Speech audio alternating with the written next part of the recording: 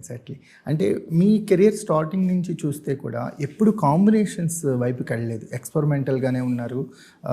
ఒక కాంబినేషన్లో సెట్ చేసి ఒక రాఘవేంద్ర గారు తప్ప మిగతా అందరినీ కూడా మీరు పాయింట్ నచ్చి తీసుకునే తప్ప కమర్షియల్గా ఒక డైరెక్టర్తో ఒక ప్లానింగ్తో వెళ్ళినట్టు ఇది కాన్షియస్గా తీసుకున్న డెసిషనేనా? ఎస్ అండి, కాన్షియస్లీ టేకెన్ అండి డెసిషన్.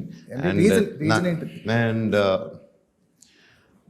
రీజన్ అంటే I wanted to do something unique అండి, unique something out of the box. That's what నా కళ్ళు ఇప్పుడు దానికోసం ఎదుగుతూ ఉన్నింది. కాంబినేషన్స్ వైపుకి వెళ్ళలేదు లేదండి, నాది ఆ వైపు వెళ్ళలేదు. సో మాకు మిస్టర్ నోకేల్ ఆ పాట ఒక ఇన్స్పిరేషనల్ ఒక సాంగ్ ఉంటుంది, ఒకే ఒక్క జీవితం చేజారు. అంటే అది ఎంత బ్యూటిఫుల్ లిరిక్ అంటే సార్, ఎప్పుడు లోలో ఉన్నా ఆ పాట వింటూనే ఉంటాం. అంటే ఒక ఇన్స్పిరేషనల్గా ఉంటుంది ఆ సాంగ్.